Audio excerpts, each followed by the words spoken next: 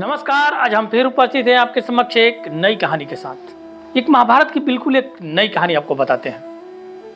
आखिर धृतराष्ट्र महाभारत के लिए राजी क्यों हो गया? उसके कई कारण थे। उसने एक ज्योतिष को दिखाया था और ज्योतिष ने बताया था कि दुर्योधन के हाथ में राजयोग है, इसलिए आप युद्ध करो। राजा तो दुर्योधन का बनना ही है और राजा तो दुर्योधन तब बनता जब जीत होती। अगर समीकरण भी देखें तो भीष्म पितामह जिनके हाथ में मौत था, द्रोणाचार्य एक ऐसे धनुर्धर थे जो उनसे तेज धनु कोई चला नहीं सकता था, अर्जुन भी नहीं। सबसे तेज धनुधारी थे वो, सबसे तेज बाण चलाने वाले धनुर्धारी थे कर्ण। तो ये सब देख करके धृतराष्ट्र ने भी युद्ध के लिए हामी भर दी।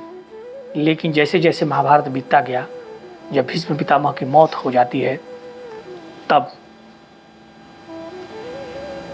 धृतराष्ट्र ज्योतिष को फिर बुलाता है, बोलता है कि अब बताओ। वो कहता है कि अभी भी जीत होगी, दुर्योधन के हाथ में बिल्कुल राजयोग है, आप युद्ध को चालू रखो। जब कर्ण की भी मौत हो जाती है, तब फिर ज्योतिष को बुलाया जाता है। तब ज्योतिष कहता है कि ज्योतिष की गणना के अनुसार तो दुर्योधन के हाथ में बिल्कुल राजयोग है, जीत तो दुर्योधन की होनी चाहिए। लेकिन कोई एक ऐसा है वहां पर जो इन सारे काल नक्षत्र को भी बदल दे रहा है। तो वह कोई और नहीं था बल्कि भगवान कृष्ण थे।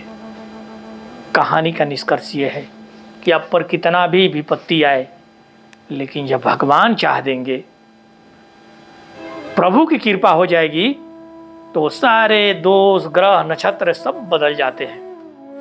अगर आप लोग को ये कहानी अच्छी लगी है तो इसे लाइक, कमेंट और शेयर जरूर करें। साथ ही आप लोगों से हाथ जोड़कर निवेदन है कि आप लोग चैनल को सब्सक्राइब जरूर करें।